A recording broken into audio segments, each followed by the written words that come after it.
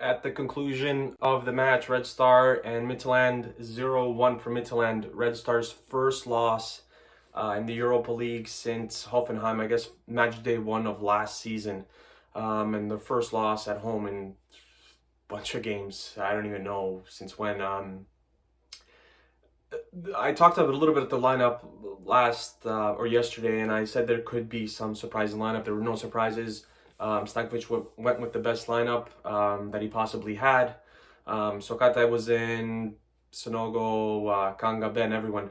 And the match started off rough. 12th minute, straight red card for Degenek. Completely mistimed the ball, caught flat-footed. Isaacson, who gave Red Star problems in the first match, gave Red Star problems yet again. Probably the best player on the pitch. Him, Sisto, and Evandro, I believe, is his name. I thought were outstanding today. And a clear red. I mean, Isaacson was going one-on-one with the goalkeeper, and Degenek brought him down. Luckily, it was only a free kick. Nothing came of the free kick. I thought at the time that a substitution should have been made right away, where you pulled off someone like Ben out of the match and you put in a center back. I don't mind Sonogo playing as a center back, but only if there are no subs left, if you can't make any substitutions, or if a bunch of players are injured and he's your last resort. I don't like, and Sonogo didn't do anything today that, I thought cost the team or anything like that. I just don't think that forcing players into positions that they're not used to should be done when you have alternate options and you could put in players who actually play that position. I didn't like that because now with Sonogo going to center back, you brought Ivanic, and he basically played with Kanga. Ivanic was nowhere to be seen in the first half, and I mentioned before, Ivanic has had a little bit of a rough patch the last month and a half to even two. And then basically you had Katai and Ben on the wings and Pavko up top. Not much service for Pavko. The defenders are much better than we see in the Serbian league, the domestic league.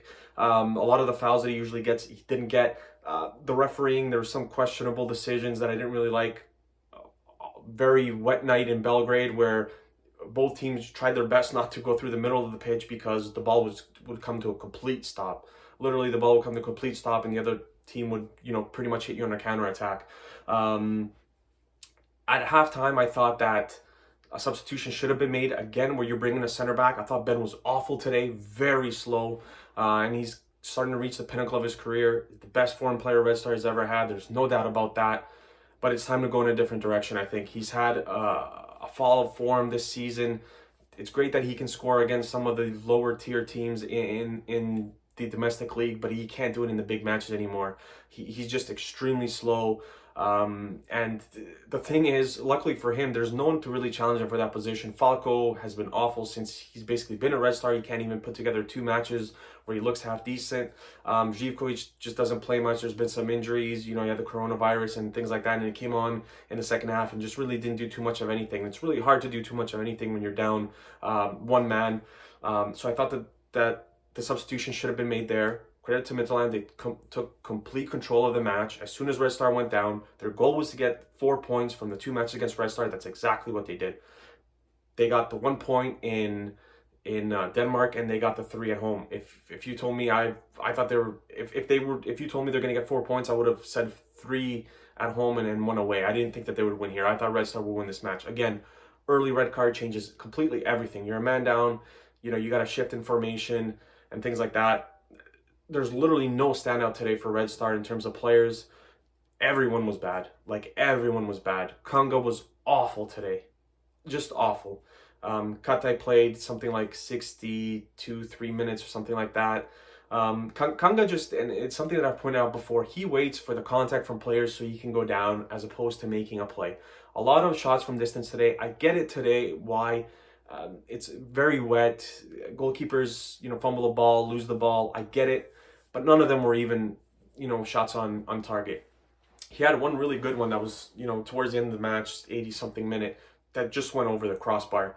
And then, Gobelic, goes my ball from the top. Gobelic picks up a second yellow, and he's cost us, the match in Milan where he got his second yellow as well. He gets a second yellow here. He's just simply not good enough. And the problem is we've thrown money at positions where it hasn't worked out. We throw money at Falco. We brought Živkovic in, and we didn't. I think he was on a free transfer, so you don't really pay anything for him. But he's still making a weekly wage.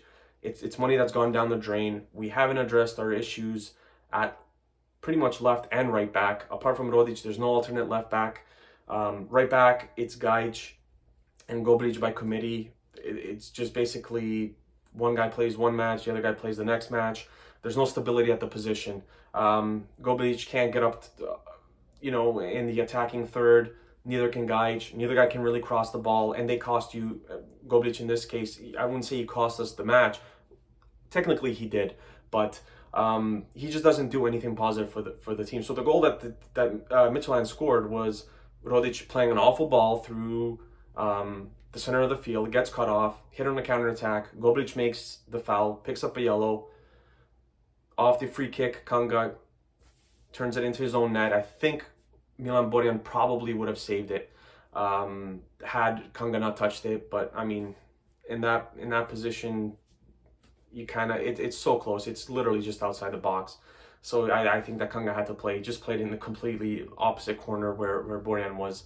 And then, in the 60th minute, Stankovic makes a substitution where he brings on a defender. Look, we're down 1-0 already.